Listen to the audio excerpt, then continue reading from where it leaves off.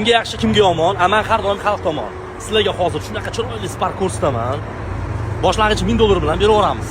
Spark mexanika. Yili kelsak 2020-yilda ishlab chiqarilgan Spark mexanika. Xo'p, balonlari yaxshi ekan, holati zo'r, oppoq rangda, mashina stok holatda ekan. Salonga kelsak, salonlari ham qarang, shpalarni yaltirab tana turishini ko'rasizlarmi? Chexoli yo'q ekan, chexol qo'yib olasizlar, poliklari bor. Baribir Spark mexanikasi shu ustiradi.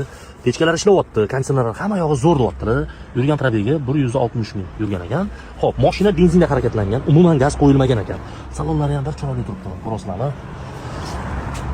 Bagajlarni ko'rasizlarmi bagajlarni? Deb o'ynasa so'rasizlar, nazar qilib. Mashina hozir kir holatda, yuzinglar oppoq top-tozagina bo'ladi. Kraskasiga kelsak, mana shu eshik sepilgan deyaptilar. Motorni so'rayotganlarga, mana motorni ko'rasizlarmi? Atsigina o'zining changiga bir ishlab ko'rasizlarmi? Qachonganligi ekan. Hadovoyda, korobkasida hech qanaqa ish yo'q ekan. Moylarga chalishtirib qo'yganman dedilar egalari. Yana o'zligi uchun kelib tekshirib olsanglar bo'ladi. O'sha aytganimdek, boshlang'ich to'lov $1000 bilan beriladi. Pastga telefon raqam qoldiraman.